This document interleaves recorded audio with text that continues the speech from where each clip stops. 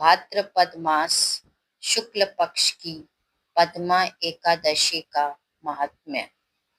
युधिष्ठिर ने पूछा, केशव, भाद्रपद मास के शुक्ल पक्ष में जो एकादशी होती है उसका क्या नाम है? कौन देवता और कैसी विधि है, ये बताइए।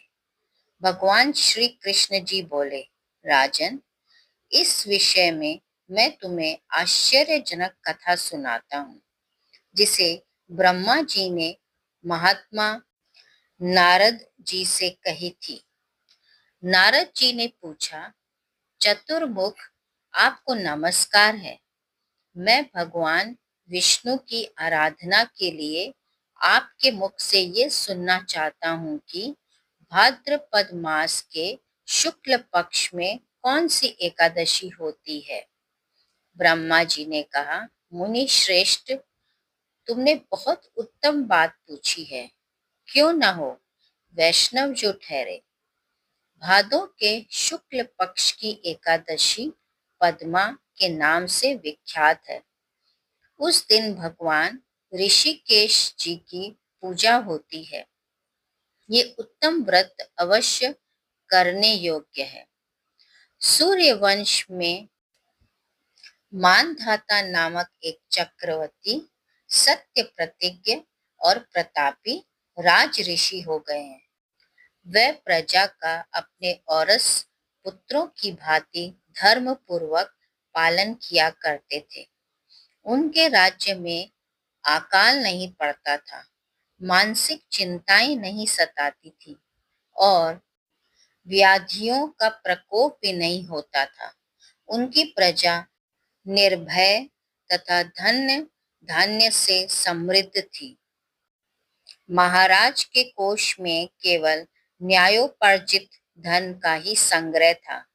उनके राज्य में समस्त वर्णों और आश्रमों के लोग अपने अपने धर्म में लगे रहते थे। मानधाता के राज्य की भूमि कामधेनु समान फल देने वाली थी। उनके राज्य करते समय प्रजा को बहुत सुख प्राप्त होता था। एक समय किसी कर्म का फल भोग प्राप्त होने पर राजा के राज्य में 3 वर्षों तक वर्षा नहीं हुई। इससे उनकी प्रजा भूख से पीड़ित हो नष्ट होने लगी। तब संपूर्ण प्रजा ने महाराज के पास आकर इस प्रकार कहा। प्रजा बोली, नृप श्रेष्ठ, आपको प्रजा की बात सुननी चाहिए। पुराणों में मनीषी पुरुष ने जल को नारा कहा है। वह नारा ही है भगवान का अयन निवास स्थान, इसलिए वह नारायण कहलाते हैं। नारायण स्वरूप भगवान विष्णु सर्वत्र व्यापक रूप में विराजमान है। वह ही मेघ स्वरूप होकर वर्षा करते हैं। वर्षा से अन्न पैदा होता है और अन्न से प्रजा जीवन धारण करती है।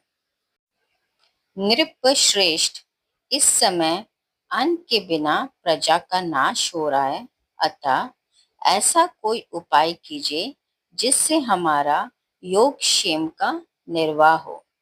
राजन ने कहा, आप लोगों का कथन सत्य है, क्योंकि अन्न को ब्रह्म कहा गया है। अन्न से प्राणी उत्पन्न होते हैं और अन्न से ही जगत जीवन धारण करता है। लोक में बहुधा ऐसा सुना जाता है तथा पुराणों में भी बहुत विस्तार के साथ ऐसा वर्णन है कि राजाओं के अत्याचार से प्रजा को पीड़ा होती है, किंतु जब मैं बुद्धि से विचार करता हूँ तो मुझे अपना किया हुआ कोई अपराध नहीं दिखाई देता। फिर भी मैं प्रजा का हित करने के लिए पूर्ण प्रयत्न करूंगा। ऐसा निश्चय करके राजा मानधाता इन्हें गिने व्यक्तियों को साथ ले विधाता को प्रणाम करके सघन वन की ओर चल दिए। वहां जाकर मुख्य मुख्य मुनियों और तपस्वियों के आश्रमों पर घूमते फिरे। एक दिन उन्हें ब्रह्मपुत्र अंगिरा ऋषि का दर्शन हुआ। उन पर दृष्टि पड़ते ही राजा हर्ष में भरकर अपने वाहन से उतर पड़े और इंद्रियों को वश में रखते हुए दोनों हाथ जोड़कर उन्होंने मुनि के चरणों में प्रणाम किया। मुनि ने भी स्वस्ति कहकर राजा का अभिनंदन किया और उनके राज्य के सातों अंगों की कुशल पूछी। राजा ने अपनी कुशल बताकर मुनि के स्वास्थ्य का समाचार पूछा। मुनि ने राजा को आसन और अर्घ्य दिया। उन्हें ग्रहण करके जब वह मुनि के समीप बैठे तो उन्होंने इनके आगमन का कारण पूछा। तब राजन ने कहा, भगवान, मैं धर्मानुकूल प्रणाली से पृथ्वी का पालन कर रहा था, फिर भी मेरे राज्य में वर्षा का अभाव हो गया। इसका क्या कारण है, इस बात को मैं नहीं जानता।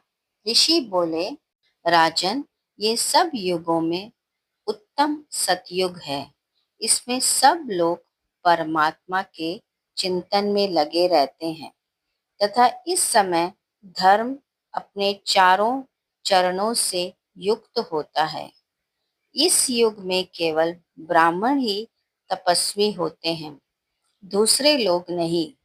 किंतु महाराज, तुम्हारे राज्य में यह शूद्र तपस्या करता है। इस कारण मेघ पानी नहीं बरसाते। तुम इसके प्रतिकार का यत्न करो, जिससे ये अनावृष्टि का दोष शांत हो जाए। राजा ने कहा, मुनिवर, एक तो ये तपस्या में लगा है, दूसरे निरपराध है, अतः मैं इसका अनिष्ट नहीं करूंगा। आप उक्त दोष को शांत करने वाला किसी धर्म का उपदेश कीजिए। ऋषि बोले, राजन, यदि ऐसी बात है तो एकादशी का व्रत करो। भाद्रपद मास के शुक्ल पक्ष में जो पद्मा नाम से विख्यात एकादशी होती है, उसके व्रत के प्रभाव से निश्चय ही उत्तम वृष्टि होगी। नरेश, तुम अपनी प्रजा और परिजनों के साथ इसका व्रत करो। ऋषि का ये वचन सुनकर राजा अपने घर लौट आए। उन्होंने चारों वर्णों की समस्त प्रजाओं के साथ भादों के शुक्ल पक्ष की पद्मा एकादशी का व्रत किया। इस प्रकार व्रत करने पर मेघ पानी बरसाने लगे। पृथ्वी जल से आप्लावित हो गई और हरी भरी खेती से सुशोभित होने लगी। उस व्रत के प्रभाव से सब लोग सुखी हो गए। भगवान श्री कृष्ण कहते हैं, राजन, इस कारण इस उत्तम व्रत का अनुष्ठान अवश्य करना चाहिए। पद्मा एकादशी के दिन जल से भरे हुए घड़े को वस्त्र से ढककर दही और चावल के साथ ब्राह्मणों को दान देना चाहिए। साथ ही छाता और जूता भी देना चाहिए। दान करते समय निम्न अंकित मंत्र का उच्चारण करें।